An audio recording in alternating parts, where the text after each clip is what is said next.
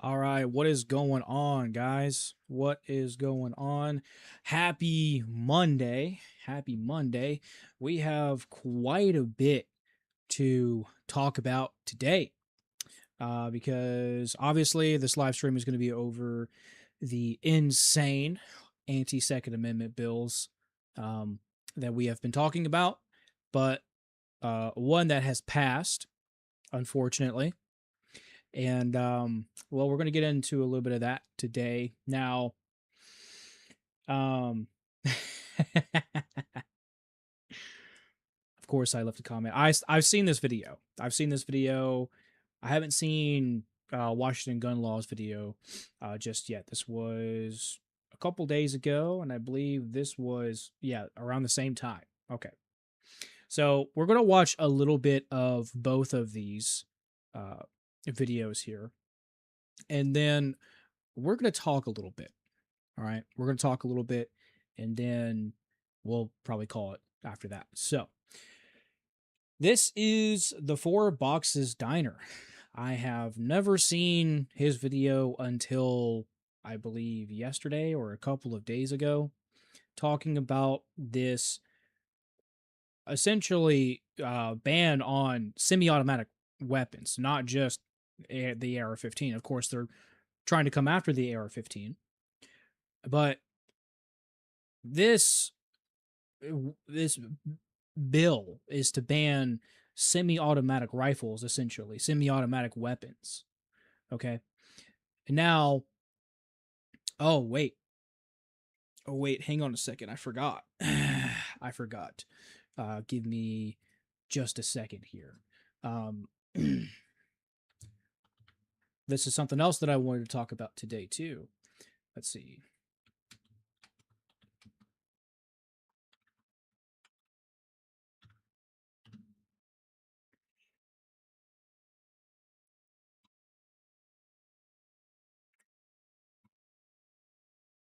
Yep.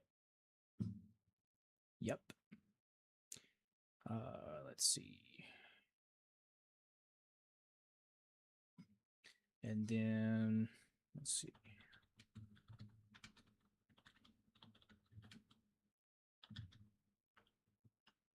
Oops.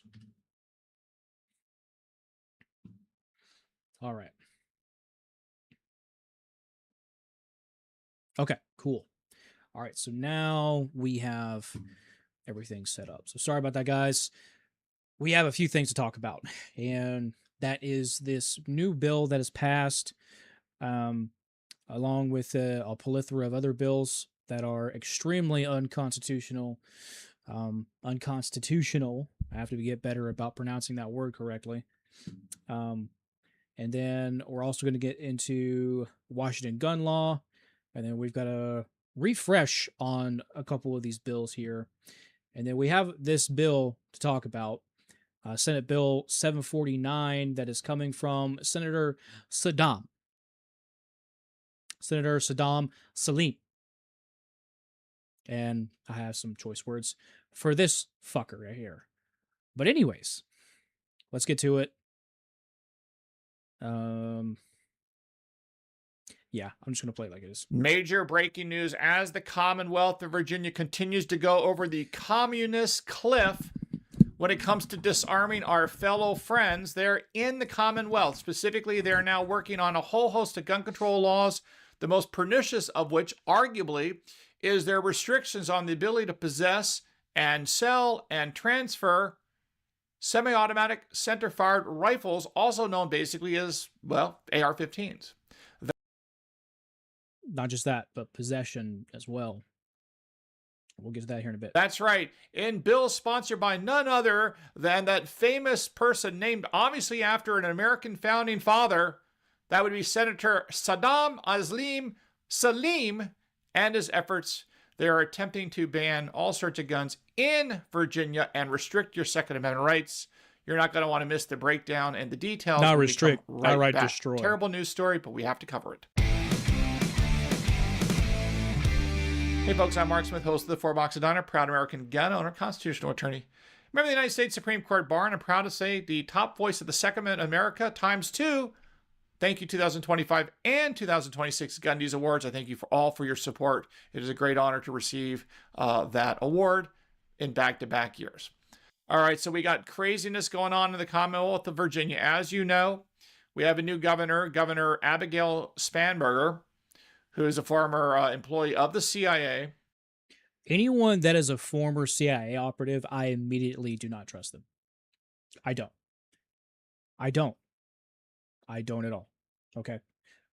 Considering the fact that, I don't know, Gloria Steinem had a very big hand in the CIA that was actively involved in regime changes in other countries right before being one of the biggest proponents of the second wave of feminism.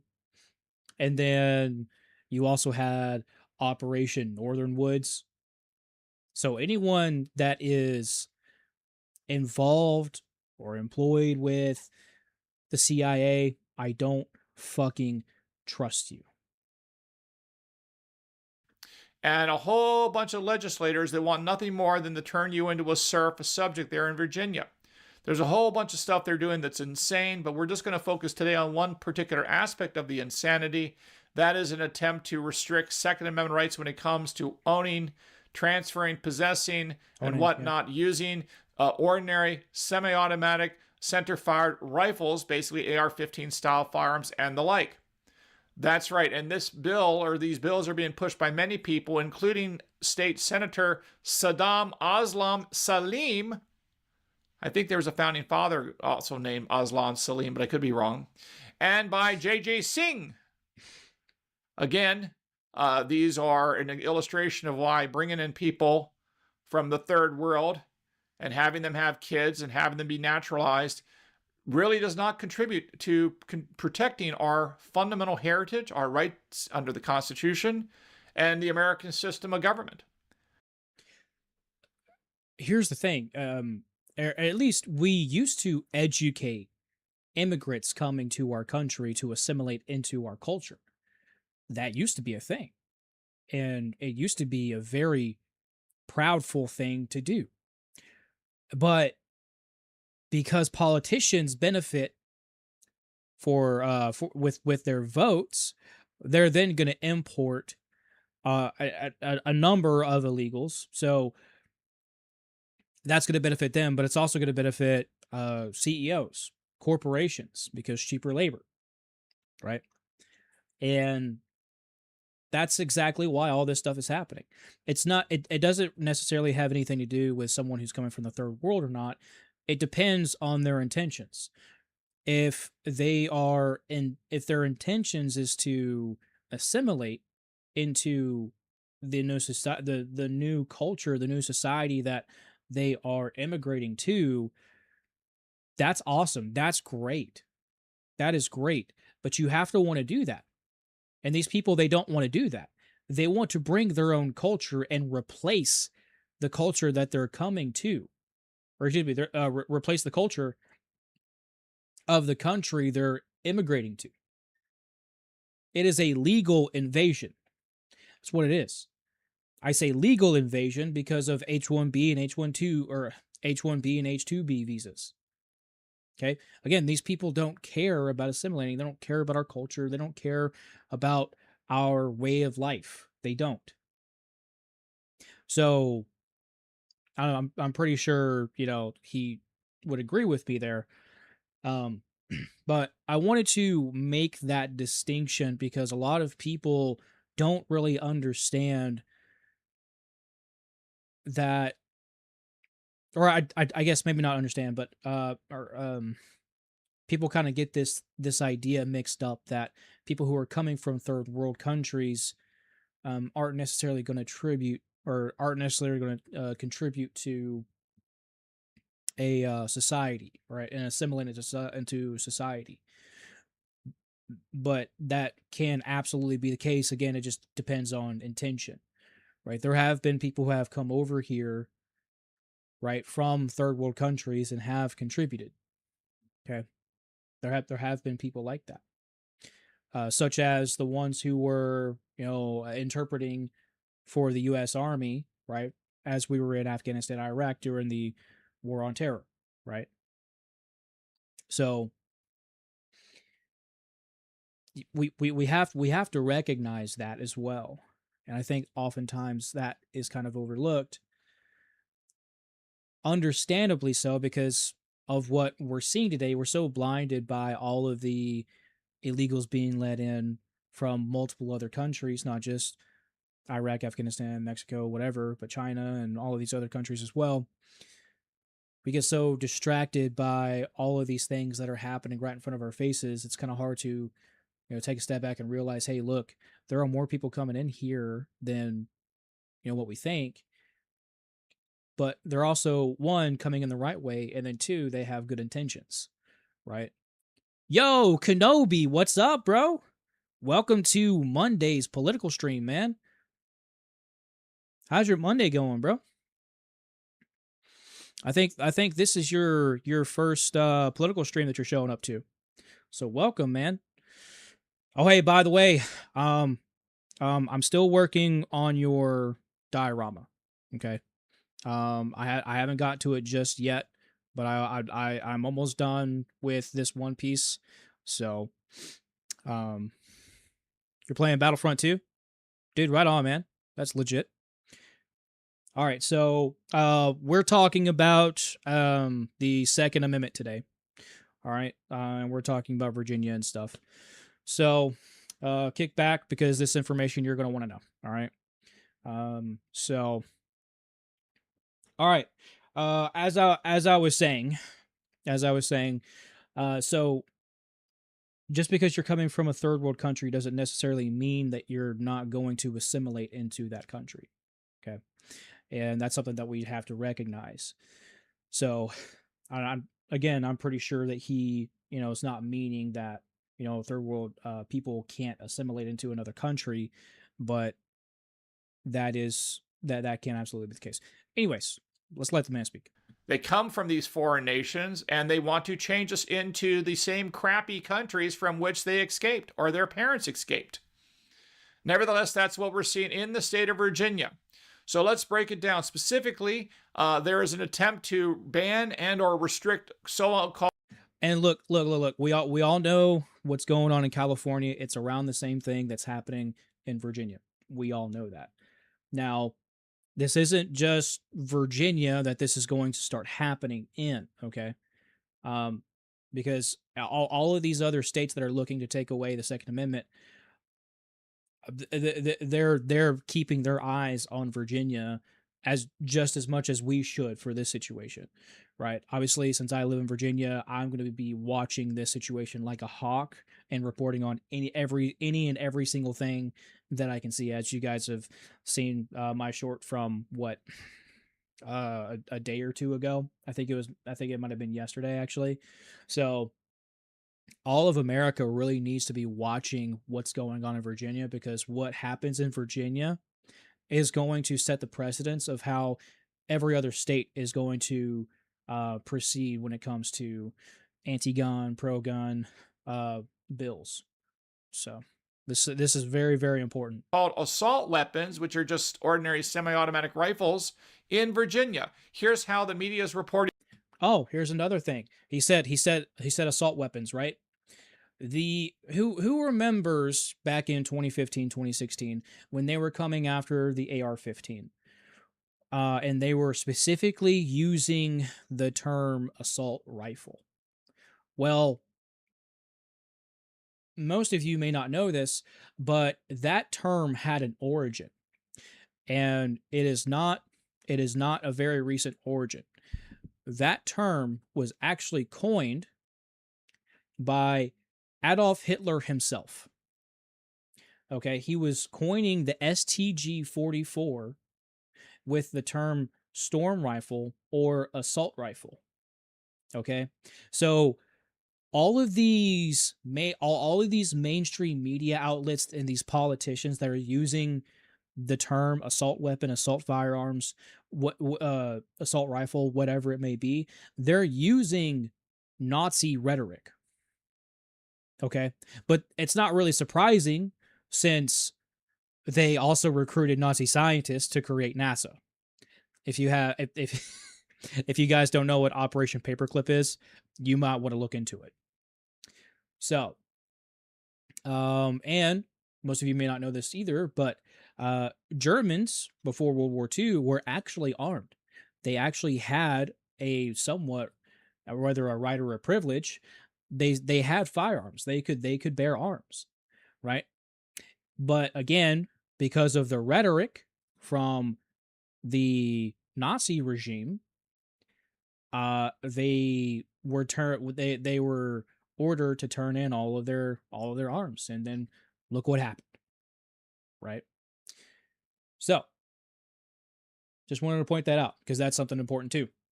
Every single country government that is pushing its people to become less and less self-reliant to defend themselves ultimately has a goal and benefit to themselves, right? Because look at Australia, right? Australia during COVID, they were locking people in camps. That was literally happening. I have people who are coming into the comment section, right, and telling me that I'm still fucking crazy for talking about how people were literally put it, and they were just denying it as if there weren't any camps. It's very obvious they were putting people in camps. Not only that, but people were protesting, and the law enforcement there was absolutely beating the shit out of the protesters. Okay. So anytime a government starts pushing for the mass population to be defenseless, is because they want you to be defenseless for a reason. Okay. And that is why evermore that you should be able to defend yourself with whatever arms that you can bear. That's why our founding fathers wrote the Second Amendment. It's not because of hunting. It's not because you can defend yourself from a home invader. It's that you can defend yourself from a home invader that calls themselves the government. There you go. On it. A bill that would ban assault weapons in Virginia starting July 1st was introduced Wednesday by State Senator Saddam Aslam Salim, Democratic from the 37th District, who represents central Fairfax County, the city of Fairfax, and parts of Falls Church. How many deep state workers work there, I ask. He goes on to say, quote, "Gun violence is an epidemic in this country, and we need to take action to stop it," Salim said in this release. "In crafting this legislation, I consulted with public safety experts, legislators around the country, and survivors of gun violence who have turned their pain into action and made this change possible." Yeah, it's not about mass pew pew. It's not about that. It never has been about that. They always use tragedy to further their own agendas. It's exactly what these bureaucrats do. That's what politicians do. Now let's take a look at his post here. Today I introduce Senate Bill 749. Yo, Skibbity, what's up, bro? What do I mean? Oh, I'm getting into it. I'm getting into it, bro. We about to learn today, bro. We about to learn today. So stick around. Senator of Virginia here. Today I introduced Senate Bill 749, a bill to ban assault weapons, an issue I ran on in 2023. Virginians are tired of living in fear of a mass pew pew and tired of government inaction. That ends this year. Okay, so he filed Senate Bill 749. So let's take it, Senate Bill 749. What does it say? All right, so this is the importation, sale, possession, etc. of assault firearms. It's interesting how they went from assault rifle that was coined by Adolf Hitler himself, coining the STG-44. But now they're changing it to assault firearms. Okay? Be very, very, very cautious, very watchful, right, with the wording that these people are using. And they always use the same thing. Be right back. Okay, sounds good, bro. Appreciate you. Okay, so of assault firearms and certain ammunition feeding devices prohibited, and penalties, of course. Creates a class 1 misdemeanor for any person who imports, sells, manufactures, purchases, possesses, transports, or transfers an assault firearm. Okay. As that term is defined in the bill with some exceptions, and prohibits a person who has been convicted of such violation from purchasing, possessing, or transporting a firearm for a period of 3 years. 3 years, guys. So you cannot own what they consider to be an assault firearm for 3 years. Okay. From the date of conviction. So they can drag this shit out for as long as they want to. Okay. So it could be minimum 3 years. All right. The bill provides that an assault firearm does not include any firearm that is an antique firearm. All right. Anything that's not considered an antique firearm. Okay. What do they consider an antique firearm? Pretty much muzzle loaders. Well, I guess you could say flintlocks, maybe cap and balls. But anything that's capable of firing a centerfire cartridge and is semi-automatic, they consider to be assault firearms, right? So what they're doing is this is going to absolutely destroy your Second Amendment, our Second Amendment rights. Okay. And this is going to be effective July 1st, right before America's birthday, mind you, right before America's birthday, a few days before of this year. Okay. So the bill also prohibits the sale of large capacity ammunition feeding devices. Interesting, as that term is defined in the bill. The bill provides that any person who willfully and intentionally, one, sells an assault firearm to another person, or two, purchases an assault firearm from another person is guilty of a class 1 misdemeanor. Right. So exercising your First Amendment right with one of your friends lands you jail time, apparently. So let's see, that any person who imports, sells, barters, transfers, yada yada yada yada yada yada yada yada, bullshit, bullshit, bullshit. The bill also makes it a class 1 misdemeanor for any person younger than 21 years of age to import, sell, manufacture, purchase, possess, transport, or transfer any assault firearm, regardless of the date of manufacture of assault firearm, with some exceptions. I wonder what those exceptions are. Probably going to be for the feds and law enforcement. Yep. State and federal employees. More than likely is going to be the exceptions, as is they always are. Loyal to the state. Loyal to the state, you will be taken care of. Just be a good little goy. Just be a good little goy. Oh man. Oh shit. Anyways, so what are they talking about when they say ammunition feeding devices, right? Excuse me, large capacity ammunition feeding devices. Okay, so anything over 10 rounds, right? That's what they consider large capacity feeding devices. Welcome back, bro. That's what they consider to be large capacity feeding devices, 30 rounds. Or I'm sorry, anything over 10 rounds. Okay. They want to restrict you from having the same capabilities that the military has. I wonder why they would want to do that. I wonder why. Okay. So Skibbity, this is what I was talking about, bro. This is the communist shit that we're talking about here. Okay. They're wanting to ban assault firearms. Where is it? Yeah. They want to ban assault firearms. Okay. Well, what is an assault firearm? An assault firearm is anything that that is not an antique firearm. Okay.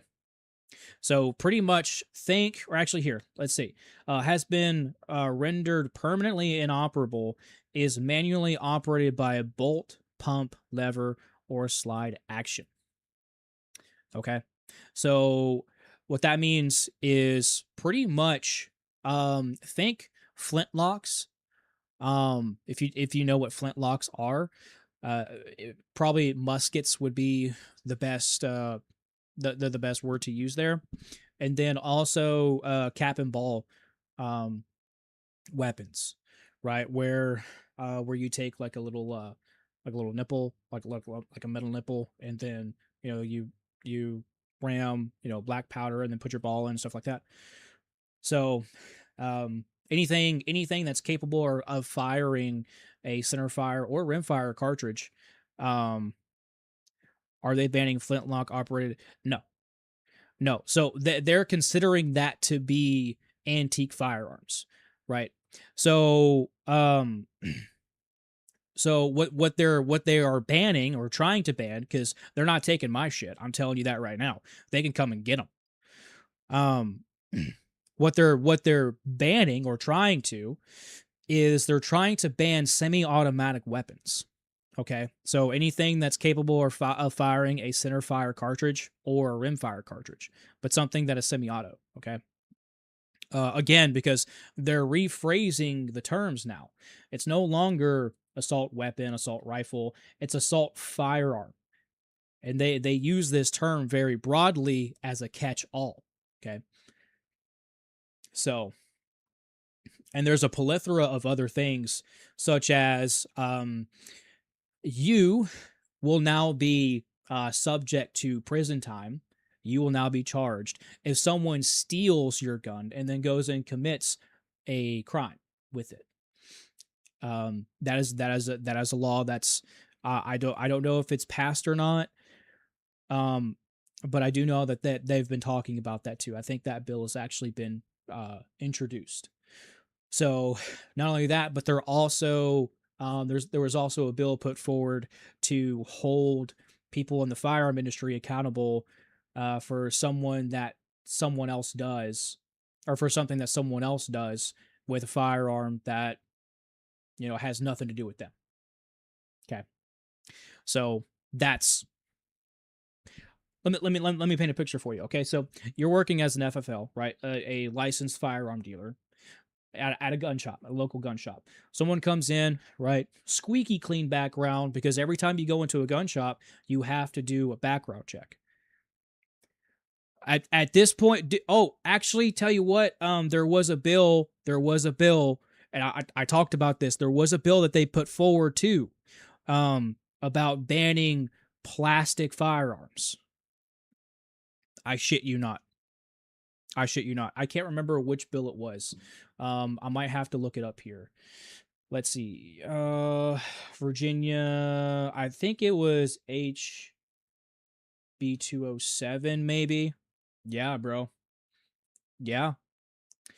Oh no, that's the suppressor tax. Yeah, because they're gonna get their money's worth, of course. Actually, here. What was it? I think it was Senate Bill 38, maybe. No. Yo, what bill was it, dude? Senate Bill 27. Um.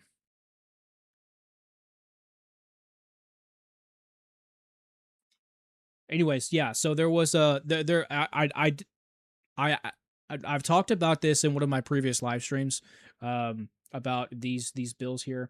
I'm gonna here. I'm gonna try and find it. There was 207, 217. There was Bill 27, 30, HB 38. Um.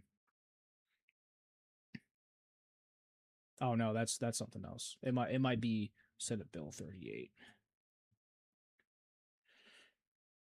No, we just looked at that. Okay, all right. I can't remember actually exactly which one it was then. Anyways, yes, they were talking about banning plastic firearms, which I was then like, okay, well, are they going to ban airsoft guns?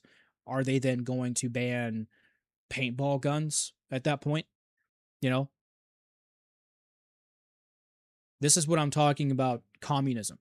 Okay, because if they want to, if a government wants you to be defenseless, there's a reason for it. Okay, and again, again, Nazi Germany, okay, using the rhetoric assault rifle, okay, to disarm their own population, which they did right before World War II. Guess what happened? Okay, look at Australia. Australians were armed before. Okay, they had them turn their guns in. COVID came, they were throwing people into COVID camps, and the people that were protesting were beat in the fucking streets. Okay, There's one thing that's separating America from all these other countries, and that's the Second Amendment. That is the Second Amendment. However, unfortunately, there's not a whole lot of people that's really defending the Second Amendment. Other than, big companies like GOA. If you guys don't know what the GOA is, it's gun owners of America, and I would absolutely take a look into that company. Phenomenal company. They take up all kinds of different lawsuits against a lot of this stuff. Okay, I just got new from my friend. I was allowed to change the name a few months ago. I'm ODST now. Right on, dude. That's an awesome name, brother. That is an awesome name. All right, so let's get back here. Let's get back to this guy. Well, of course, it's just the anti-gun line. Notice he doesn't refer to the Second Amendment. He doesn't refer to the American Constitution. He doesn't refer to the American founders. And why would he? He's from Bangladesh. He's an American citizen now. I think he was naturalized at the age of 10, but he comes from Bangladesh, right?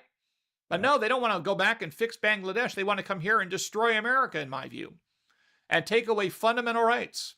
Yep. This is why I keep telling you the most important issue for our Second Amendment rights is immigration. If we lose the immigration war, if we allow our country to be invaded by people legally or illegally, by the way, legal immigration is just as much of a problem as illegal immigration, in my view. Oh, hey, guys, by the way, this administration has admitted record numbers in terms of H-1 and H-2B visas, I believe. Okay, so a lot of people coming over from shithole countries, right, that are not assimilating into our society, which they should be. They should want to come over here and be Americans, right? But they're not, and we wonder why we're getting all of this bullshit. Okay, so as a European, I don't really know exactly everything that's happening across the pond. Oh, well, thanks for watching from Europe, bro. I appreciate you, dude. That's awesome. So there is a lot of things that are going on here in America. A lot of things going on. A lot of things going wrong here in America. Just like, so here's the thing, right? I don't know where you are in Europe, but the world is watching the Western world. I agree, dude. I agree. Yes. Again, there's a reason why they want to take, right, the regular guns. There's a reason why, which is all the more reason why you should keep and train, right? It's exactly why I put out videos, teaching you guys how to use your guns, how to use your firearms. Okay, as someone who is, I'm a veteran. I've served. Okay, I know what I'm doing. All right. You got to be ready for anything and everything. You got to be ready for, especially the men of this society, right? Because we're ultimately responsible for protecting our women and children. Okay, and same thing goes for you, brother, over in Europe. But what's happening is that the world is watching in real time the Western society collapsing. Whether, self-unaliving empathy by letting anyone and everyone come in, right? Nations without borders, essentially. Or people just being conditioned to accept less, do more. The birth rate is collapsing, right? The population is collapsing, and it's all because of these elites. Now, you can say that it's because of this big conspiracy for a one world order, which is very, very real, by the way. Numerous, and I do mean numerous, politicians have spoken very openly about a new world order. Obama was one. George W. Bush, I believe, was one. I believe his father was also one. Clinton was one. And you also have a number of other people who have talked about a new world order. Okay, now, whatever that order is, It's definitely not going to be a specific country. It's going to be the wealthy few. Okay, think um, the board of governors, at the Federal Reserve, because the Federal Reserve is not, it is not a federal government. It's not a federal program. It's an actual private program, right? So if you want to know who's actually running all of these different countries, follow the money. That's all you gotta do. Follow the money. But what happens is those who have the money influence politicians. Okay, actually, I have I have an idea. I have an idea. Let's let's do this. You damn straight. You damn straight, bro. I'm gonna do this. Let's try this real quick. Members of Congress. Let's see. Saddam Salim. Did I spell his name right? Yes, I did.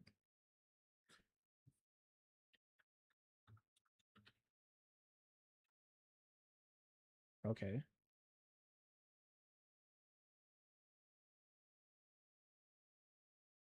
Oh. Um. Well, he's a senator, so should be.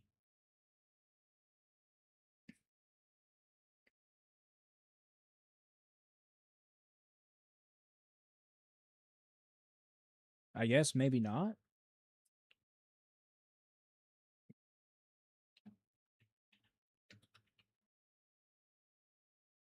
Interesting. I like the EU. I wish we listened to Brussels now instead of Washington. No offense. Well, what did Brussels say?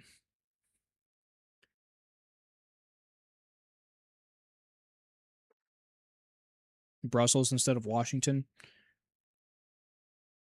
Are you talking about George Washington?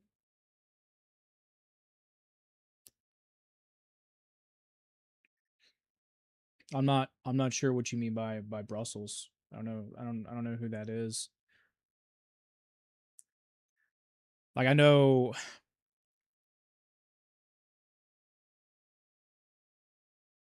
Okay. Yeah, I'm not familiar with Brussels. Now I know the place. I've been there. I'm pretty sure I've been there over in the UK, right? Um I was trying to see if he took money from APEC. Maybe I just didn't type his name in correctly. That might be why. Um Saddam, was it Asleen? Whatever the fuck. Um Saddam Aslan Salim.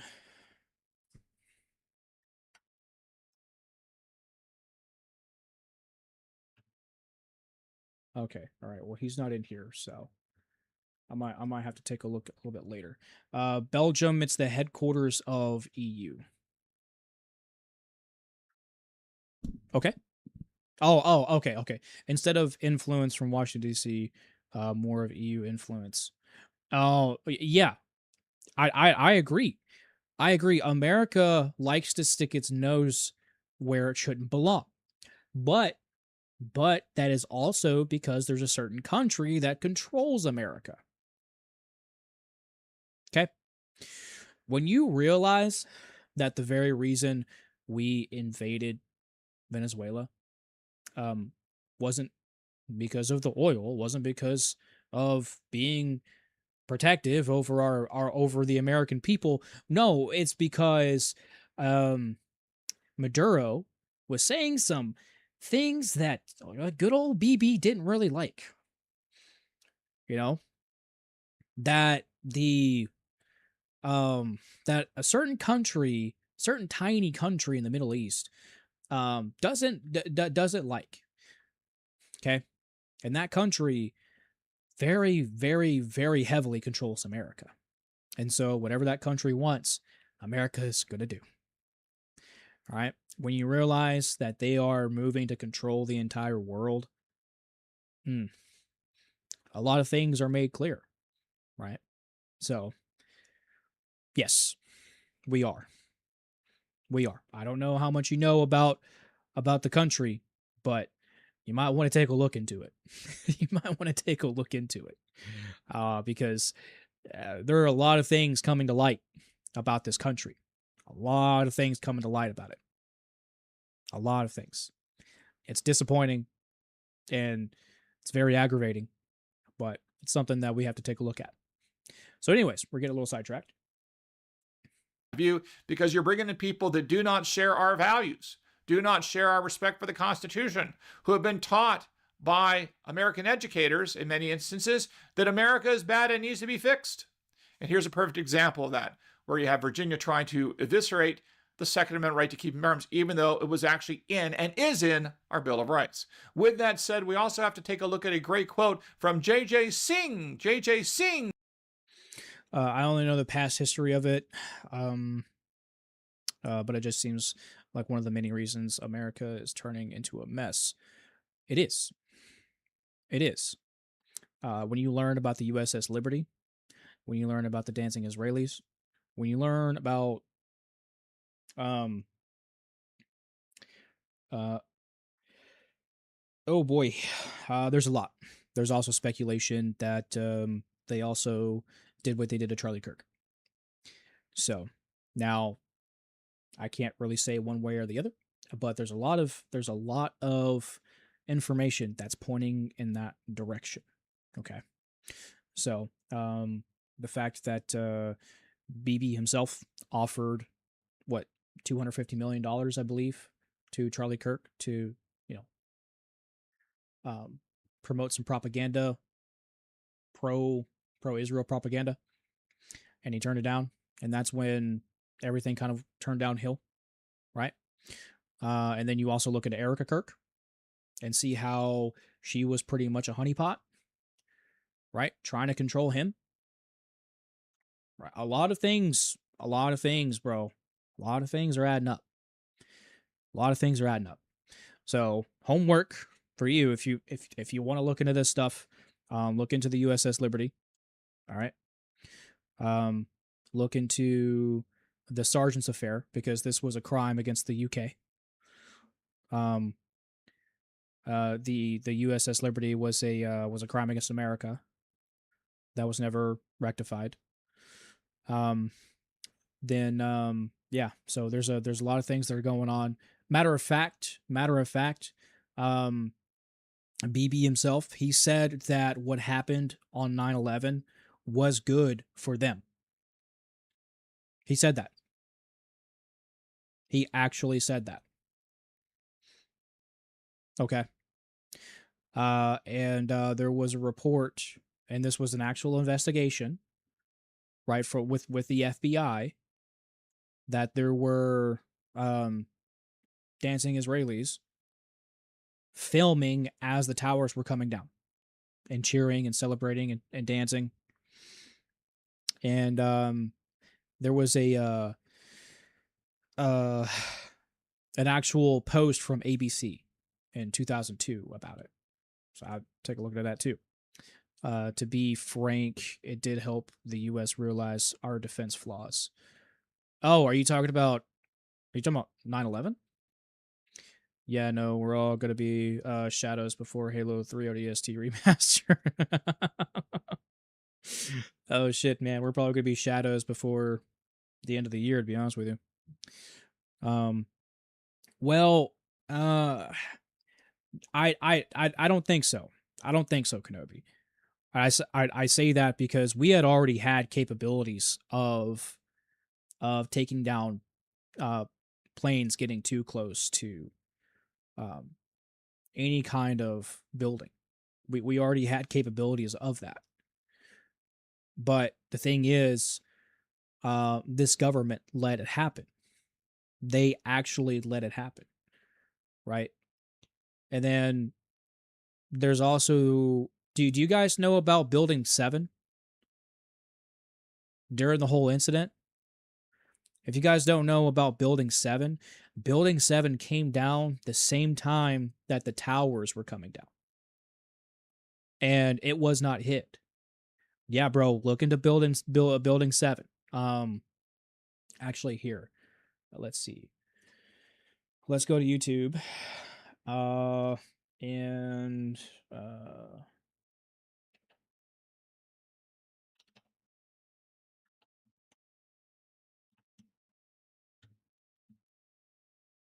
oops.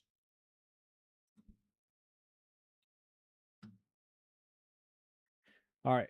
So check this out. Why did Building 7 collapse after just... You see how did you see that, guys? Look at that building coming down. That was happening the same time. The same time. You're good, bro. you're good. You're good. We're learning. We're learning. But you can see that building is coming down the same time. The same time. Look at that. That is indicative of a charge at the bottom. That sounds good, bro. Go ahead, go for it. But that is demolition. That is controlled demolition right there. Okay. So another thing too is that the buildings themselves could withstand an impact like those planes that struck the towers. Okay. It could.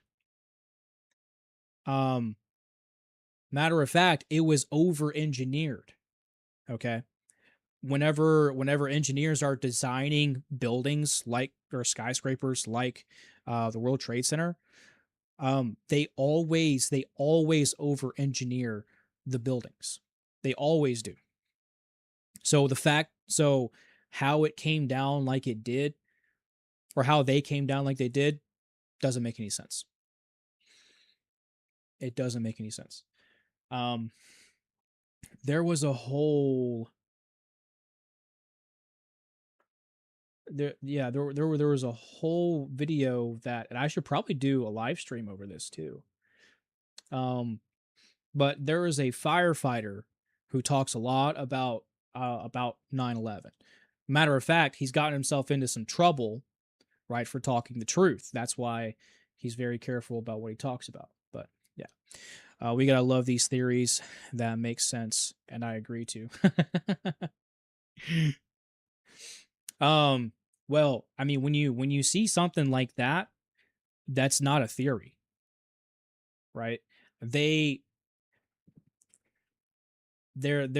are people, elites, I should say, but I guess I could probably say the powers that be, those who control the narrative. There we go. Those who control the narrative want to make you look, right? Make others believe you're crazy, and they want to convince you yourself that you're crazy. That's why they tack a label onto things and call it a conspiracy theory, okay, to make you seem crazy. That way no one listens to you. But the one thing that is never crazy is what your eyes see, what your ears hear, and what you smell, okay? All right? So when we see cloud seeding, when we see geoengineering happening right in front of our eyes, right? See them spraying the air with chemicals, and it's happening and it's happening to multiple different countries. It's not just the U.S., right? These are it's weather manipulation at its finest. And it's happening everywhere. Well, maybe not everywhere, but it's happening a lot of different countries. This is something that's been happening since World War II. So, but that's probably going to be enough of this guy here. And so we're going to go to Washington gun law. This guy is super awesome. He's been keeping an eye on a lot of the anti-Second Amendment bills that are coming out, and it's got a lot of information. So we're going to watch this. I haven't seen this just yet. But as a Virginia, this really matters to me. I'm sure whoever is going to join is going to matter to them as well. So we'll take a look at this. Hello again, everyone. Welcome to Washington Gun Law TV. I am Washington Gun Law President William Kirk. Thanks for joining us. This will be a video from... He's also a lawyer, too. ...my friends out there in Virginia. Take a deep breath. I've been through this. You probably expect that I'm going to tell you that, nah, it's really not that bad. No, if I did that, I'd be lying to you. It totally sucks. And what you're about to go through is incredibly painful and will be immensely infuriating as well. So one Welcome of the back, things bro. that we've done here at Washington Gun Law, since we've had to talk about so many bad things, is give people advice that sometimes a video that we're about to do is what is known as a 3 fingers of bourbon, a breathing exercise, or a barf bag video, because you're going to need one of them. We're going to get you I'm up to probably going speed to need on all 3 of everything them. that happened in the Virginia House of Delegates and pay careful attention to what is happening with the potential assault weapon ban. So today, let's get you all educated and let's talk about Virginia's very real nightmare. All right, hang on. Virginia. All right. Horrible time to say this now, given the topic, but I'm gonna get an RL ODST. Dude, right on, bro. That sounds awesome, dude. I mean, yeah, it's definitely not the stream to be talking about it, but I mean, that's cool, bro. Oh, so, but that's awesome, dude. Go for it. Isn't it kind of illegal to take a Second Amendment? It is. It is. It's absolutely unconstitutional because the Constitution is the it's the law of the land. But I'm just gonna pull this stuff up for you, educate you a little bit. We're learning today, all right? Okay, so let's look up Pollock versus Farmers Loan and Trust. All right. So, what is this case? This was a Supreme Court hearing in the late 1800s. Now, it was sure it's Wikipedia. I trust Wikipedia more than I do any other website now. And that's because of the WikiLeaks. So, all right. So let's see. Affirmed on a rehearing 158 U.S. Code 601 was a landmark case of the Supreme Court of the United States. In a 5-4 decision, the Supreme Court struck down the income tax imposed by Wilson-Gorman Tariff Act for being an unapportioned direct tax. This decision was superseded in 1913 by the 16th Amendment. Okay, so what this is saying is that federal income tax was declared unconstitutional. It wasn't in 1895, it was in 1894. Okay, so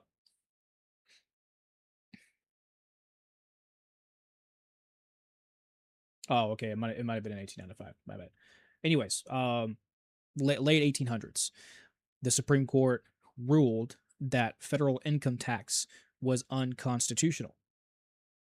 Now, check this out.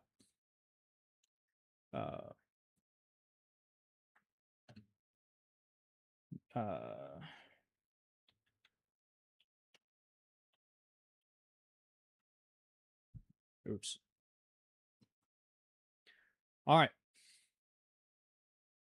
The Federal Reserve Act, signed into law by Woodrow Wilson, one of the most racist presidents of all time, on December 23rd, 1913. Isn't that interesting?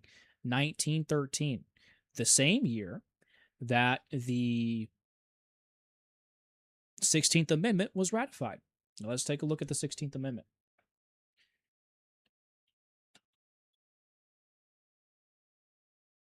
All right. 16th Amendment. Congress shall have power to lay and collect taxes on incomes from whatever source derived, without apportionment among the several states, and without regard to any census or enumeration. Okay? So, the government superseded the Supreme Court, which had already ruled on a issue determining constitutionality on income tax. And so that wasn't good enough for them, so they just gave themselves the right to start taxing people. Okay? There you go.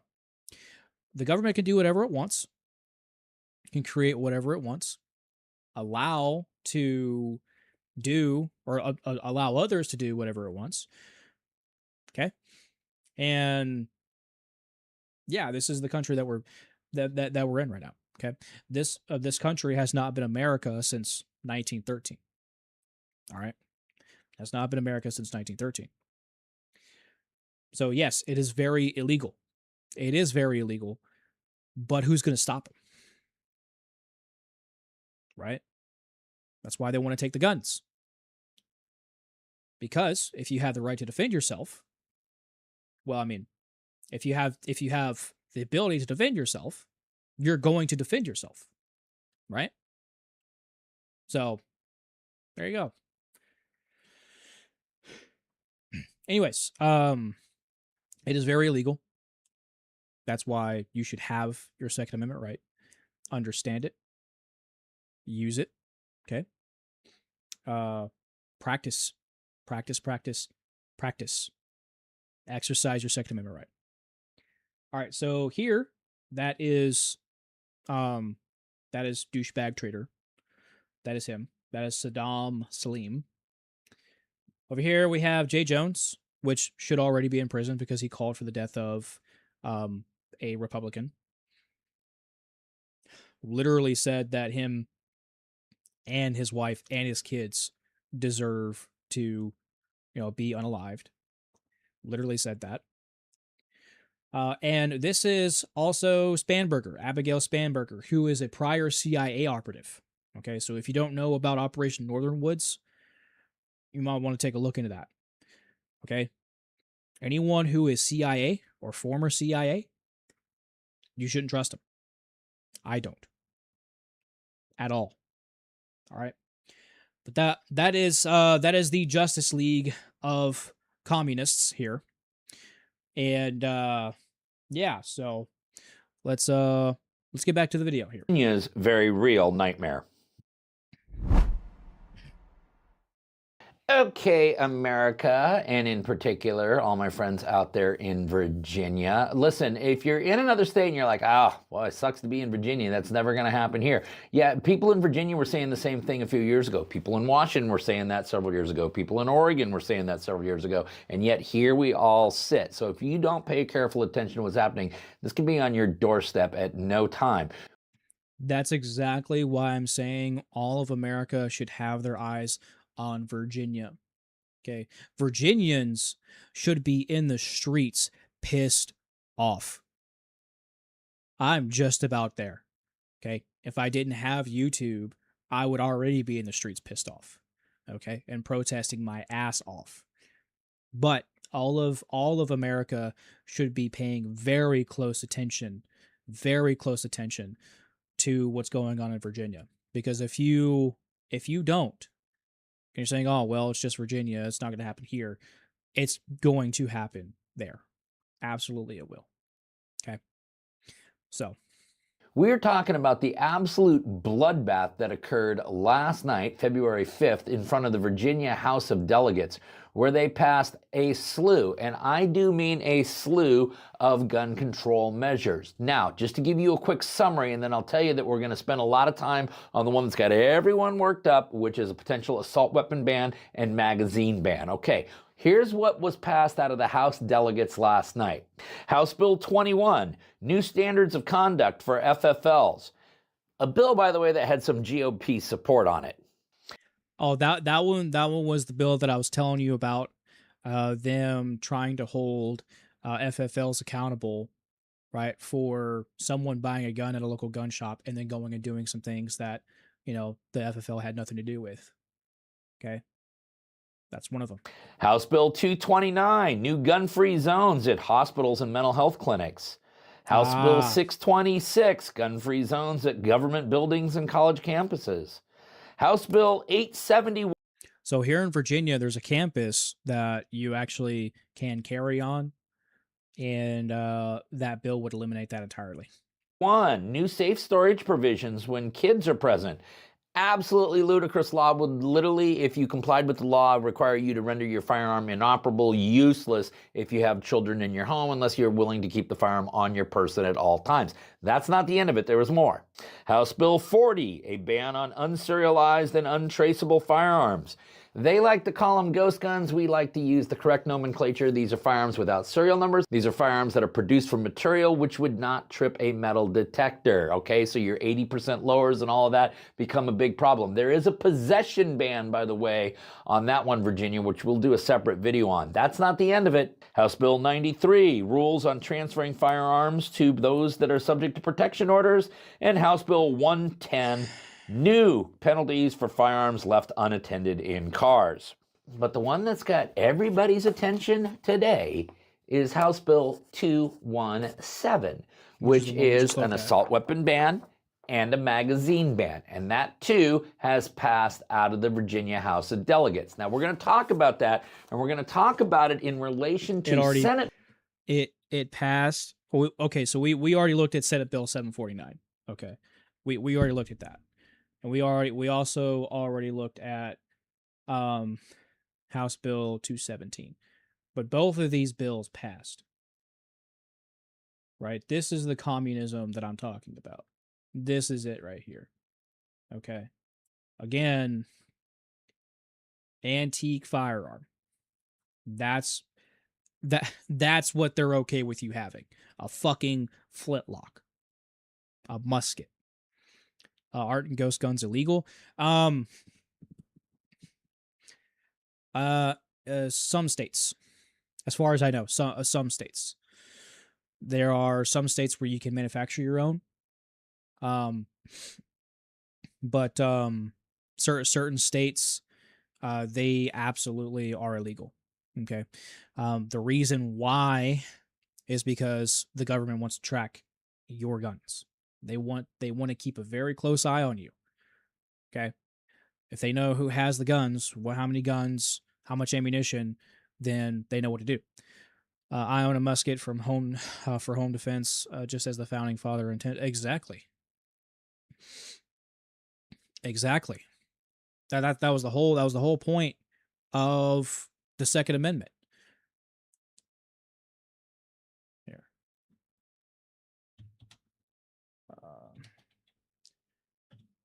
I don't know how much you know about the Second Amendment since you're from Europe, but let's read it real quick. Okay.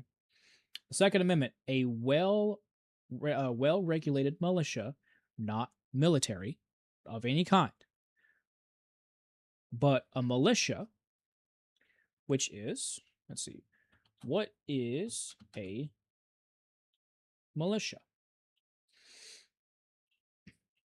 A militia is a military or paramilitary force comprised of civilians rather than professional full-time soldiers. Okay?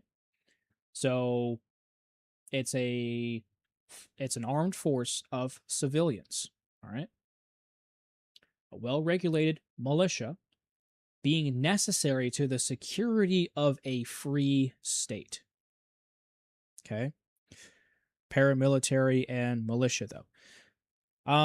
Paramilitary, that's a good question. Here, let's get to that here in a second. The right of the people to keep and bear arms shall not be infringed. That means you should not mess with this at all. Okay? To keep, meaning you have them. To bear, meaning you can carry them. Okay? Now, paramilitary, because I'm not exactly sure what a paramilitary is. That's a weird. An unofficial force organized similarly to a military. Okay, so a paramilitary is, think of like an alliance. Okay. Maybe a hagtag crew of mercenaries, right?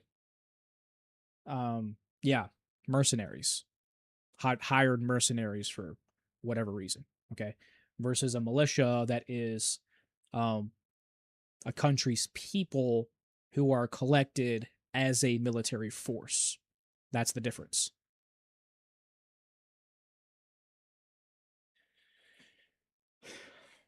So, um, yeah, this absolutely, I mean, just spits in the face of the Second Amendment, which is one of the most crucial. I would say the most crucial amendment that we have. And these bills, they don't just infringe on the Second Amendment. It also infringes on the Fourth Amendment, the First Amendment, the I believe some other amendments, but definitely the Fourth Amendment, which is the right to privacy. Okay, so a lot of stuff going on, man. Bill 749. These bills basically started off the same. They diverged, they got a little similar, and now they're back to being a little bit different. And Virginia, I need you to understand the difference in this because, candidly, I hate to break this to you, and you probably already know this, but one of these bills is going to get shoved down your throat this legislative session. And this is the important thing. The enactment date is July 1st of this year. So my advice to you, Virginia, is exactly the same advice that I gave to everybody out here in Washington State when we had to go through this a few years ago, and that is stock up now. Did you hear me? I said stock up right now. And listen, you don't go to the Cabela's and the Bass Pro Shops of the world because they're going to be fine whether this ban happens or not. You've got to go to the small, independent FFLs, especially those that are serving rural communities, because this bill actually has the potential to wipe all of them off the map. Now, the big concern that had everyone worked up was monopolies. There's already laws put in place to stop monopolies. The thing is, our politicians here, they don't do anything about it. They don't do anything about it. They just let it happen because of this right here, which here in America, the dollar means nothing. Literally, the dollar, it has the word note on it. Okay, which means that it's a promise to pay. So people are literally walking around with debt in their pocket, thinking they have currency. No, Americans used to have currency. That was until 1933 with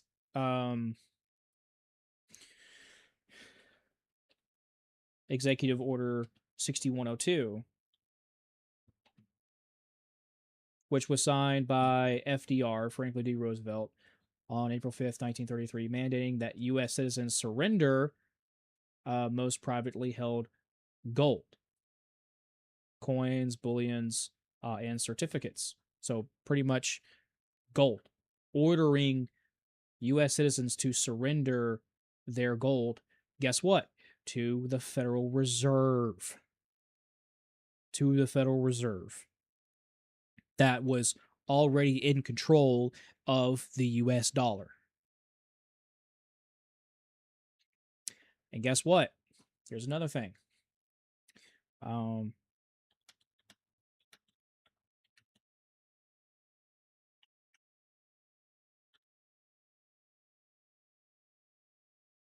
There you go. The dollar has lost over 96% of its purchasing power since the Federal Reserve Act in 1913. Okay. I believe you could buy an ounce for $20.67. Okay, that was an ounce of gold that you could buy for $20.67. Do you find it surprising that it's legal to drink in public in most places in Europe? It's legal to drink in public? No, not really, because it's legal to drink in public here. How would that be surprising? But that today, here, let's take a look. That today price for an ounce of gold today. Holy shit. That's now $5,000. $5,000. You keep seeing stereotypes of who? I'm pretty sure Americans, because we're always doing dumb shit. We're always doing dumb shit. But think of the absurdity. Okay, yeah, no, I don't find it surprising or strange at all that it's legal to drink in public. Matter of fact, your boy was doing some partying when I was in Germany. I'm just saying. So, was drinking quite a bit, more than what I should have. Let's say that, more than what I should have. But it used to be $20. Let's say 21, just to be fair. $21 that you could buy an ounce of gold for in 1933, and today it's $5,000. Okay, so we're walking around with all of this debt, thinking we have money. We don't. We don't. We don't. And one of our founding fathers, who is also one of our presidents, President Jefferson, had warned us about a centralized currency. Warned us about it. And then our government gave a select few, wealthy few, to control the country's currency, and then stole the real currency, and then gave us phantom currency, paper money. You gotta love it. You gotta love it. So this country was lost well before I was even born. We were even born. There have been a lot of people who have warned us about the future. A lot of people.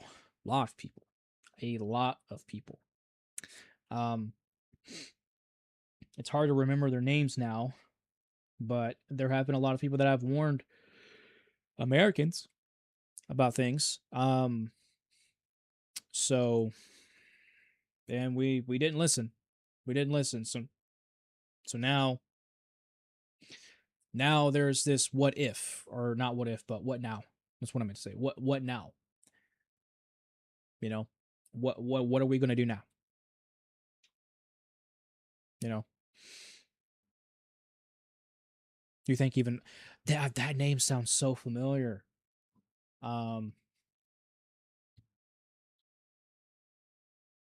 George Orwell. That's right. That's right. I remember him. That's why his name sounded so familiar. Because he talks about a lot of elites and stuff like that. If I remember correctly, I haven't taken a look at Orwell for a long time, actually, I think. So thanks for reminding me about that, man. I'm gonna have to take a look back into that.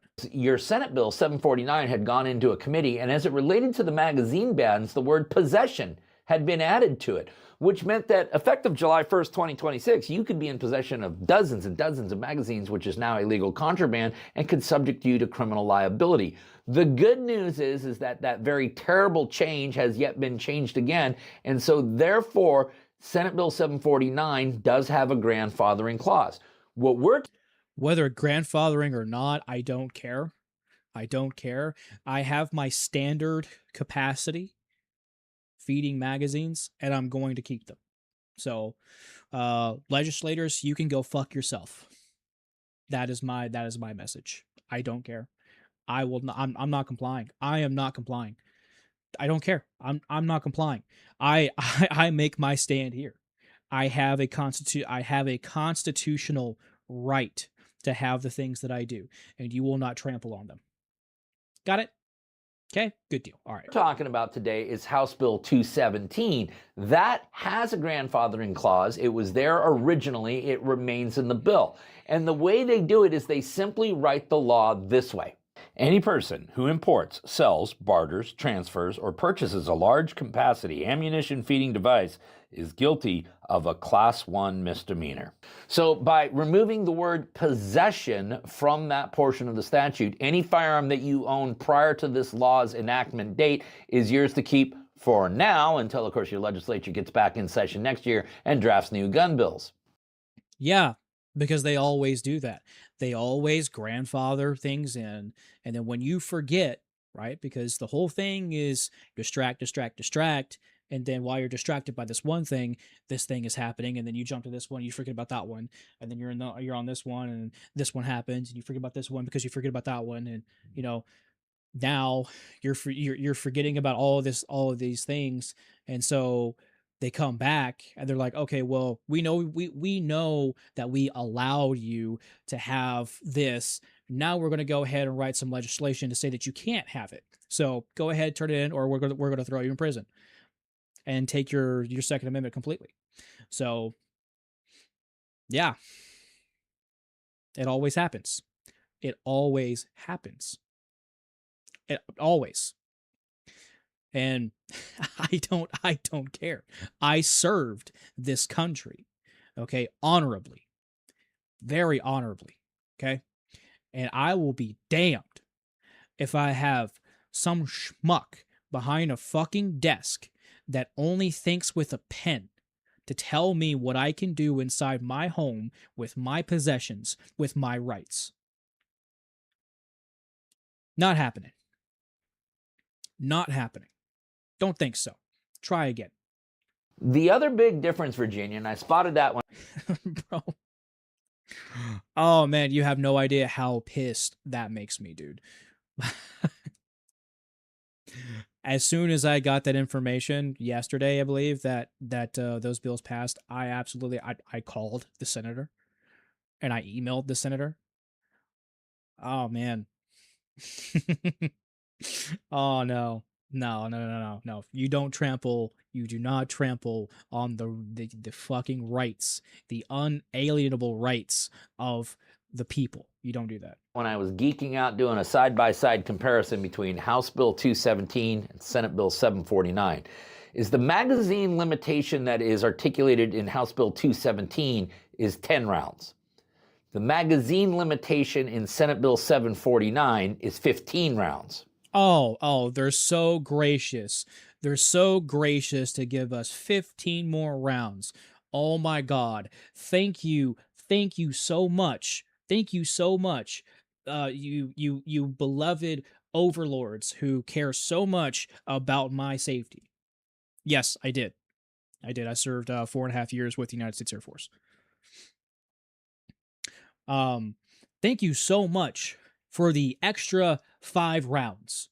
Because I know you're gonna bump that down to 10 as soon as you can. You communist cockroaches. Oh, I have to calm down, man. I have to calm down before I blow my fucking lid. Oh my God, dude. Oh my God. Oh, dude. Easy now. I need to get back in my zen here. 10 rounds. I told you, 10 rounds. 10 rounds versus 30. And that's not high capacity, that's standard. That is standard. Why? Because the military uses 30-round magazines. That's why. They don't use 10 rounds, they don't use 15 rounds, they use 30 rounds. Okay? And if they had a complete say over everything, they would just write they would just write legislation to take away everyone's rights. We're coming to that. Here's the thing. Karl Marx. As much as I hate communism, Karl Marx had a really, really good point. Because he said that capitalism eventually leads to communism because of the human condition. And I absolutely agree with that. Because the human condition is so easy to corruption, right? Because of resource preservation, because of mate guarding, that things can really happen in just a few generations. They really can, right? A country can be unrecognizable in the span of just 100 years. I mean, We're watching it right now with so many different countries. You know, the UK, here in the US, Ireland. You know, excuse me. So things can happen pretty much in the blink of an eye as it relates to history,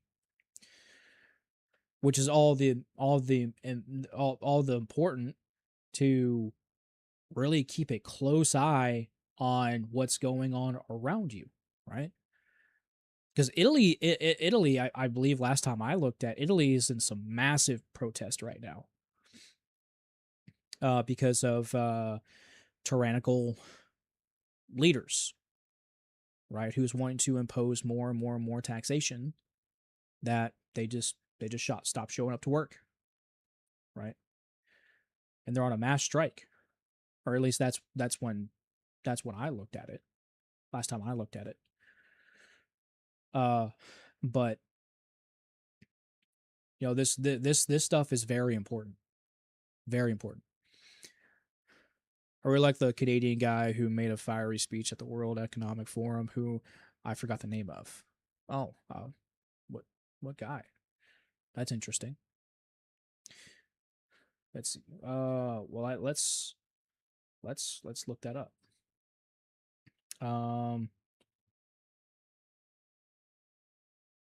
Canadian bacon. I love Canadian bacon. Canadian man. Fiery. I spelled fire wrong, didn't I? Yeah.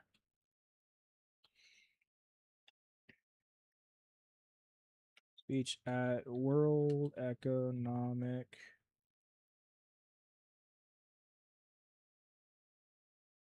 Yeah.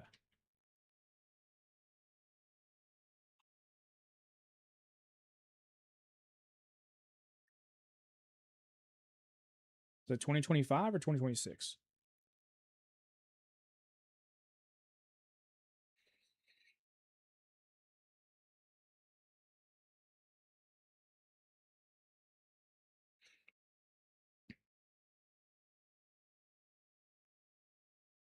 Is this the guy you're talking about?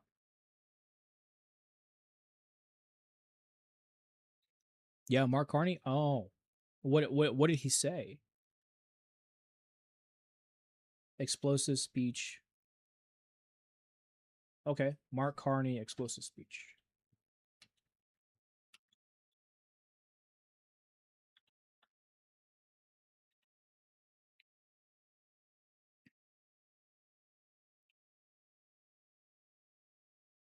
Please join me in welcoming Prime Minister of Canada, Mark Carney.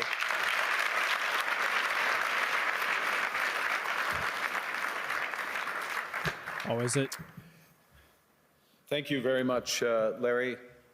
I'm going to start in French, and then I'll switch back to English. Merci, Larry. Thank you, Larry. It is both a pleasure and a duty to be with you tonight in this pivotal moment that Canada and the world are going through. Today. Okay, so what does he talk about? I mean, I guess we can watch it, but that's a whole 30 minutes. Here, let's. There's aspire. Canada, rather than waiting for the old order power to blind us to the fact, to ensure that we won't all. Since my government took office, incremental, that interests diverge, that not every partner will share all of our values. A country that can't feed itself, the accused or the victim. But he places aside any international relations reasserting itself. And faced with this logic, to build a new order, the power of to build a new order that included to no limits, no constraints. On the other hand, I would like to tell you that the other countries, especially intermediate powers like Canada, are not powerless. They have the capacity to build a new order that. You heard that right. Build a new order. That terminology is very specific.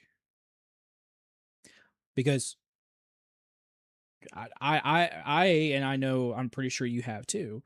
We've heard this terminology used a lot, right? This conspiracy of a new world order.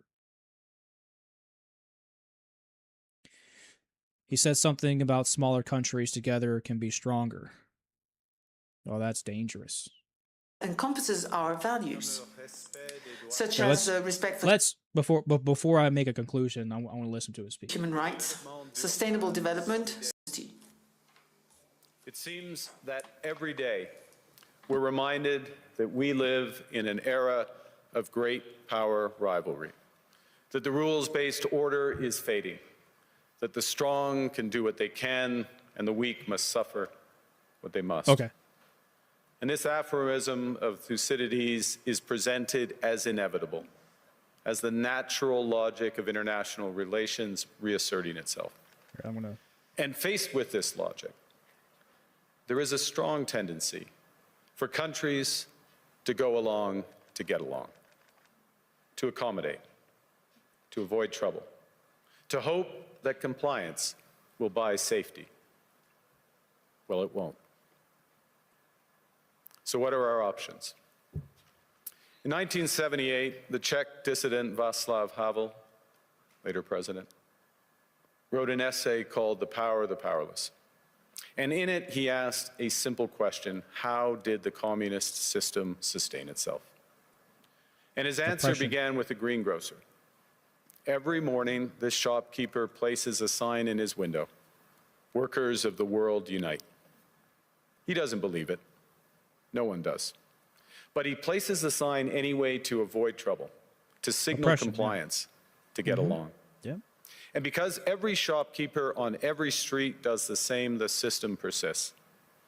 Not through violence alone, but through the participation of ordinary people in rituals they privately know to be false. Havel called this living within a lie. The system's power comes not from its truth, but from everyone's willingness to perform as if it were true. And its fragility comes from the same source. When even one person stops performing, when the greengrocer removes his sign, the illusion begins to crack. Friends, it is time for companies and countries to take their signs down. For decades. But here's the thing, right? Because I'm pretty sure who he's referring to. Pretty sure I'm pretty sure I know who he's referring to. Right. Who is the entity that is making the shopkeeper put up that sign, right? And euphemism for multiple different countries, right? So who is doing that? Well, I can guarantee you we already know that answer. So that might be what he's talking about here. I don't know. This might be based. This might be absolutely based. So I'm gonna keep listening.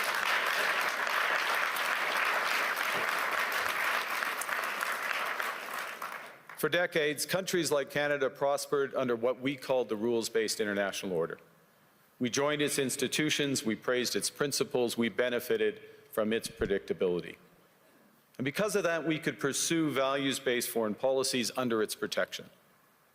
We knew the story of the international rules-based order was partially false, that the strongest would exempt themselves when convenient, that trade rules were enforced asymmetrically. And we knew that international law applied with varying rigor depending on the identity of the accused or the victim. This fiction was useful. And American hegemony in particular helped provide public goods, open sea lanes, a stable financial system, collective security, and support for frameworks for resolving disputes. So we placed the sign in the window. We participated in the rituals. And we largely avoided calling out the gaps between rhetoric and reality. This bargain no longer works. Let me be direct. We are in the midst of a rupture, not a transition. Over the past 2 decades, a series of crises in finance, health, energy, and geopolitics have laid bare the risks of extreme global integration. Could be based or flop. I don't know, man. We'll have to find out. But more recently, great powers have begun using economic integration as weapons. Tariffs as leverage, financial infrastructure as coercion, supply chains as vulnerabilities to be exploited. You cannot live within the lie of mutual benefit through integration when integration becomes the source of your subordination. The multilateral institutions on which the middle powers have relied, the WTO, the UN, the COP, the architecture, the very architecture of collective problem solving. Bro, get off your phone, dude. That's disrespectful. And as a result, many countries are drawing the same conclusions, that they must develop greater strategic autonomy in energy, food, critical. Yo, don't you hate when you're giving a speech and someone's just looking down on their phone constantly? Isn't that annoying? Hang on a second. What's going on with my... Oh, okay. Never mind. I'm losing it. Minerals in finance and supply chains. And this impulse is understandable. A country that can't feed itself, fuel itself, It would be or annoying, defend bro. itself That's so has annoying. few options. When the rules no longer protect you, you must protect yourself. But let's be clear-eyed about where this leads. A world of fortresses will be poorer, more fragile, and less sustainable. And there's another truth.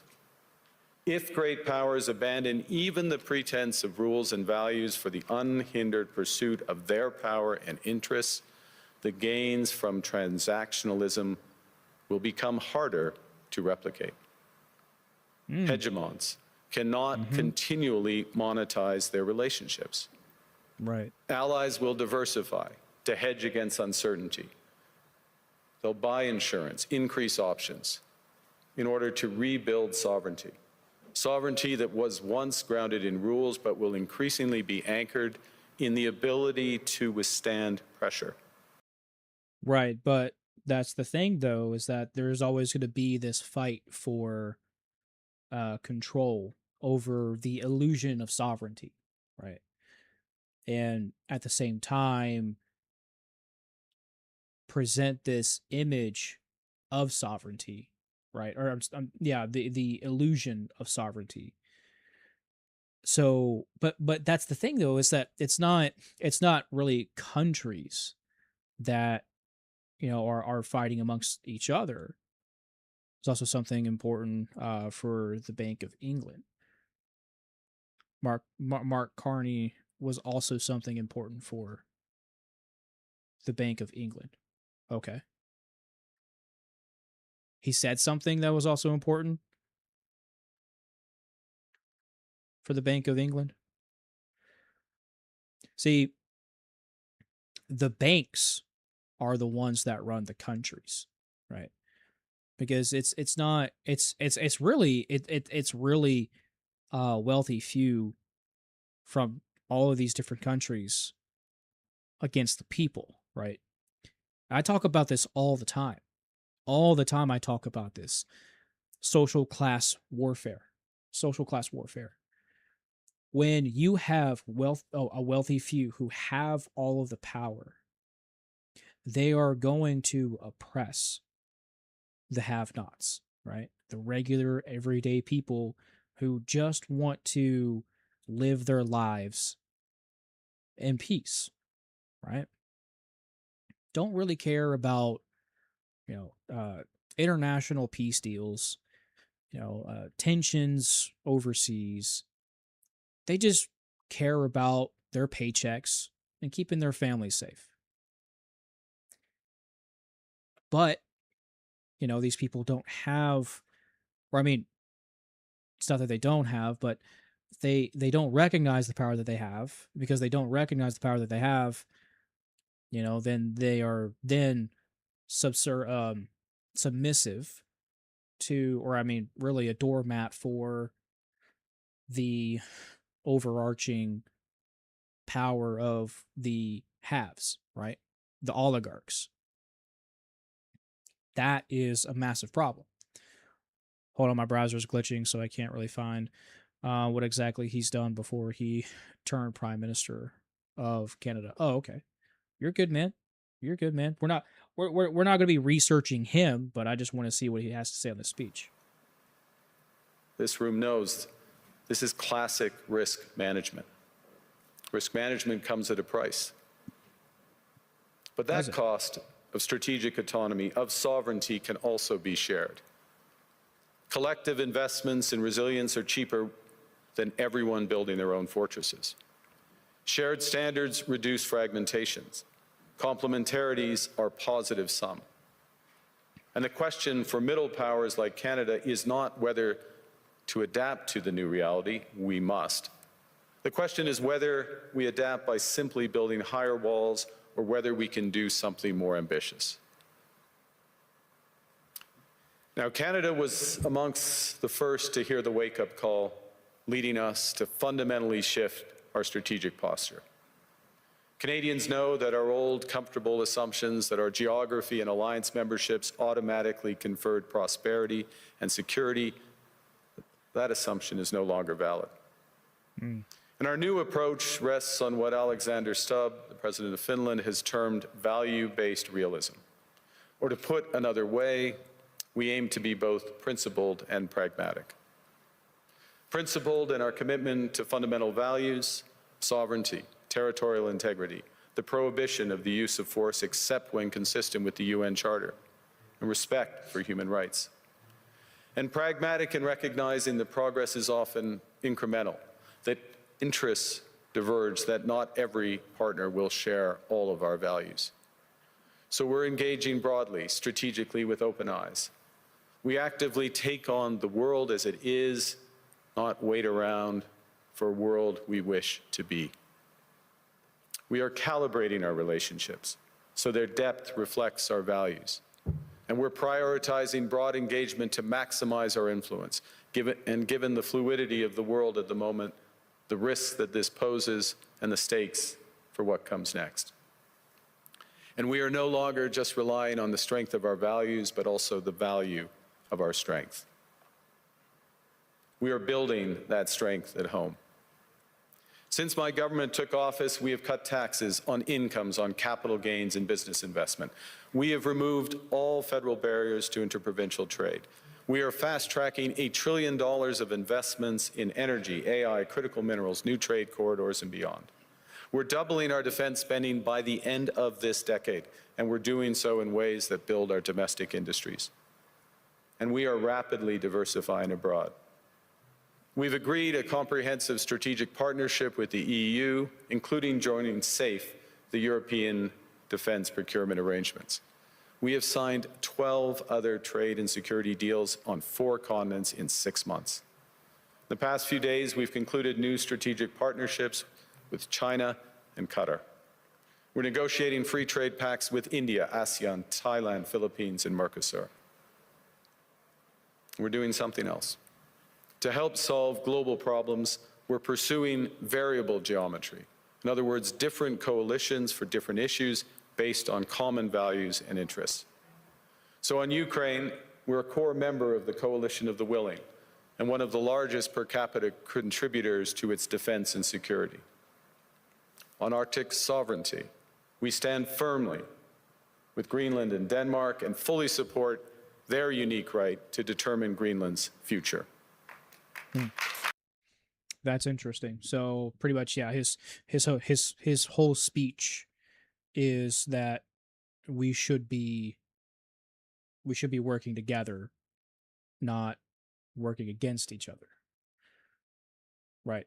Looking to build relationships instead of looking to get someone or looking to get something out of someone. Right.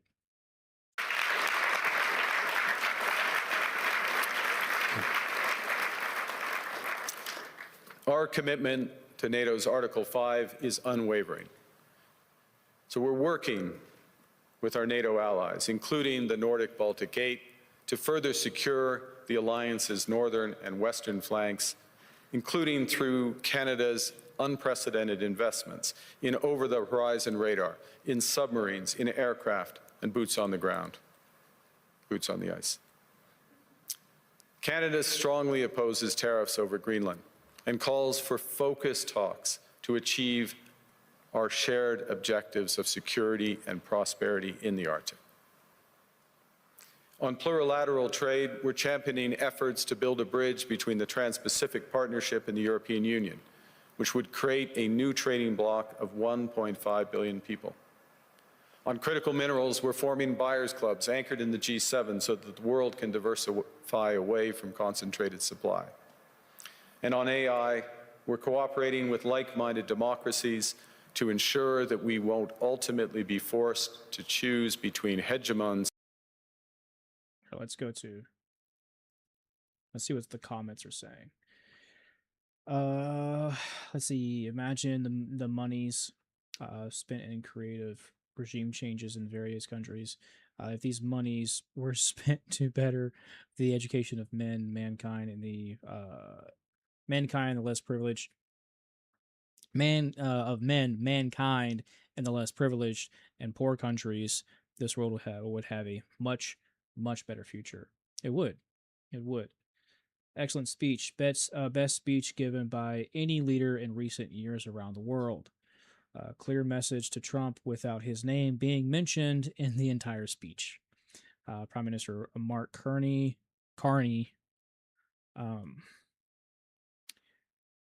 Let's see. Prove as good as a good leader, taking Canada to right path to be free of USA dominion of Canadian. Okay, all right. So yeah,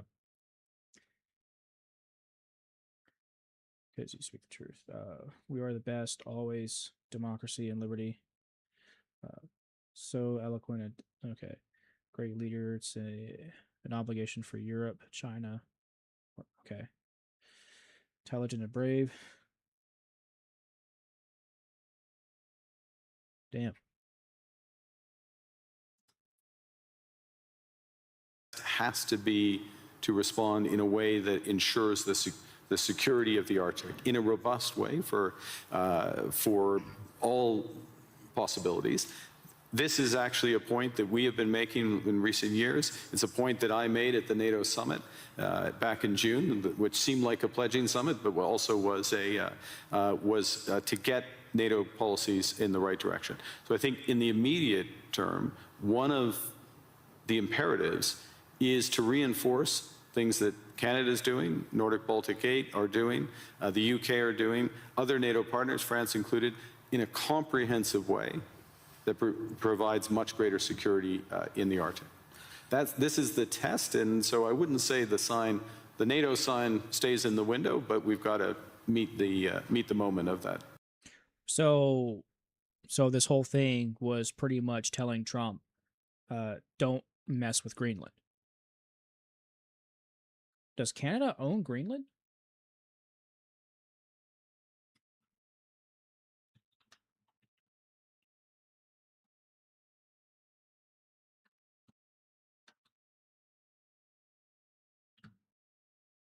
No, Canada does not own Greenland. Greenland is an autonomous territory within the Kingdom of Denmark. Oh, okay. No, it's part. Okay, so it's part of Denmark. Oh, okay. I do know that Trump was talking about taking Greenland, so that would get us into a lot of trouble. He's also talking about invading, or maybe not invading, but he's also talking about. Yeah, actually, yeah, he's threatened Mexico, I believe Denmark too. Well, maybe not Denmark, but he's threatened a number of countries after Venezuela, because Venezuela was the example. No new wars, and he got us into a conflict with Venezuela. Nice. Congratulations, Trump. You are the worst president ever, aside from being a PDF file protector. So, nice. I really hate that I think about this country, and the first thought that comes to mind is, holy shit, our country is run by PDF files. What the fuck? Dude, every other country is going to think that America is the pedophile country. What? What? You know?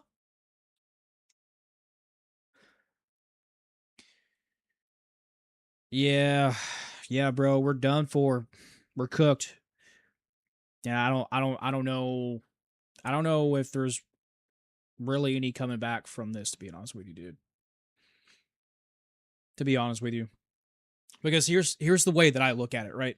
Here's the way that I look at it. We'll talk about this for a couple of minutes and then we'll hop off.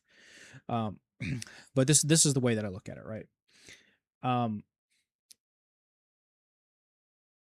trying to come up with solutions to this problem, right? We already know that this country is run by some very, very shitty people. And I think the only peaceful way that can really change this country would be for regular average Americans to run for office in mass numbers, to take office in mass numbers, and start changing things. Okay. But the thing is that with that,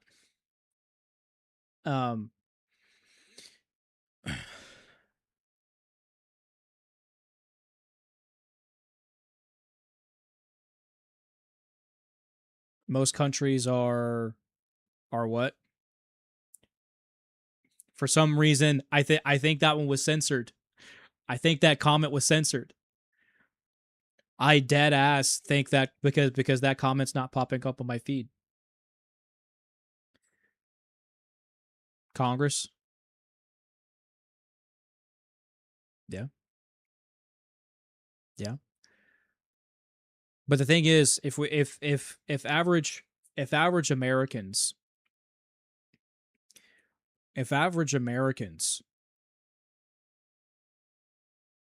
Oh, okay. Okay, I see what you're saying. Yes. Well, most of Congress takes APAC money. That's true. 360 around 360 of the 435 members of the U.S. Congress takes APAC money. So yeah, you're right. You're absolutely right. And guess what also is run by them? The media outlets, the banks. Right. But again, that's the thing though, is that if it's the status quo, right? And anything that goes against the status quo is obviously going to suffer a lot of problems, right? And that's going to bring conflict. And we all know what happens at that point, right? That's going to bring a fight. Could be physical, could be financial, socially, which is probably going to be all three. And I don't think there's a peaceful way to resolve this. I don't think so. I would love for that to be the case. I would absolutely love for that to be the case. I hope every single day that there's a peaceful way that we can resolve these issues, right? Of all and strip all this corruption, right? And fix things. But I just don't see it. I don't see it. I think this country is too far gone. Way too far gone for peaceful measures to be effective. As much as I hate to say that, and fuck do I hate to say that, but I think it's the truth. I think it's the truth, and I think that's the truth for a lot of different countries. The UK and Ireland, South Korea, you know. So, and it's whatever it's whatever these elites, whether blackmailed or maybe complicit in, beholden to a certain country, right? And whatever they want is going to be it. And they're already talking about, there was a Jewish billionaire, Israeli billionaire, who went on to Fox News not too long ago and was talking about removing the First Amendment. Well, I mean, not just limiting the First Amendment was what he was talking about, but that's what that means. Listen to Alderan Tyron's songs. Okay. All right. Specifically the playlist songs from the Second Civil War. It's not accurate to real life, but it sure is peak. Oh, let me see if I can. Here, let me pull that up. Because I'm gonna save that.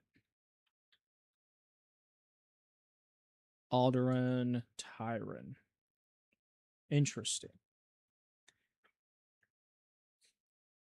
Let's see. Online musician. Most songs are posted on my YouTube channel. Okay, so that's musician that records music, some originals, some covers, with a focus on folk songs. Oh, that might be pretty interesting, actually. Huh. I will definitely take a look into that. I love all kinds of music. So here's something you should take a look at. There's a guy on YouTube called Makai Symphony, and I use his music for my diorama videos. Bro makes some bangers, bro. He makes some bangers. There's one that I really like by him called Endless Storm. Oh, that one slaps so hard. It's so good. But from the Second Civil War, though, that's interesting.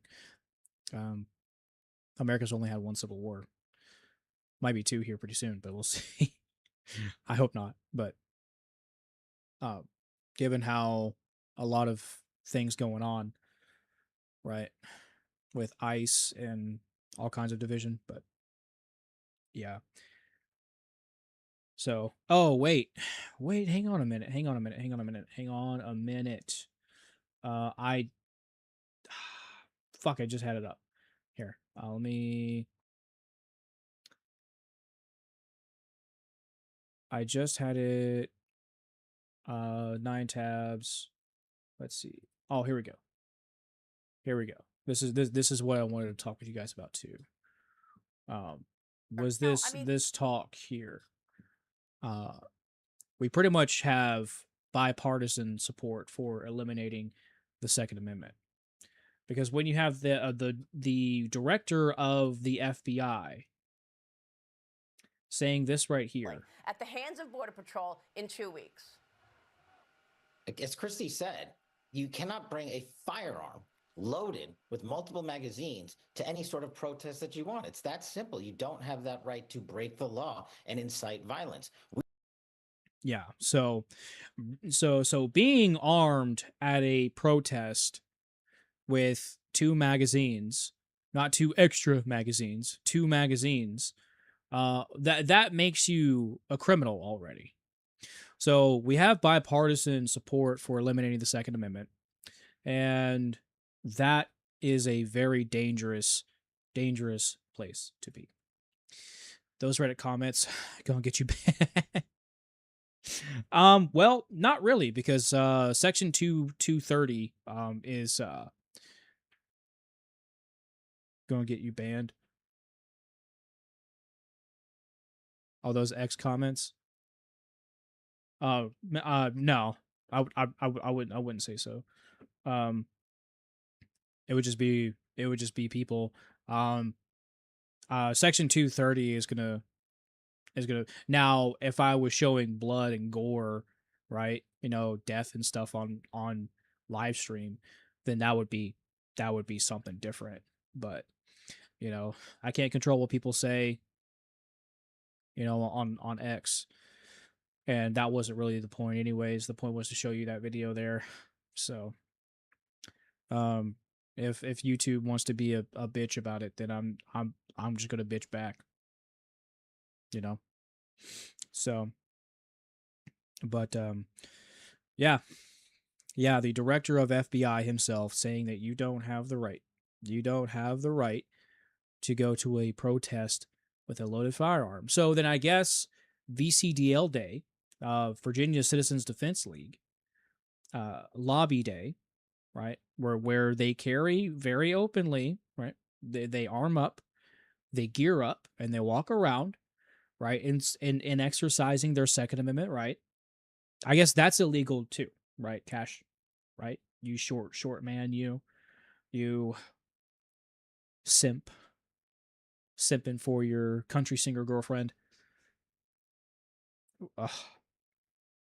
Tell you what, those are tax dollars put at work. So, bad guys every time, even Battlefield 6. Not just the FBI, bro, the CIA too. And ATF and IRS. Bro, Battlefield 7 is gonna be the IRS. you're gonna be played as the IRS.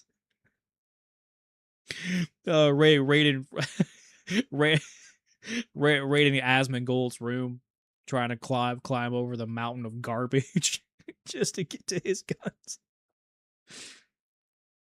That's hilarious. That's funny, bro. That's gonna be Battlefield 7. Battlefield 7 raid on Asmongold's room. Oh man. But yeah, we're at 2 hours now, so I think this was a pretty good live stream. I'm gonna go ahead and end it here though.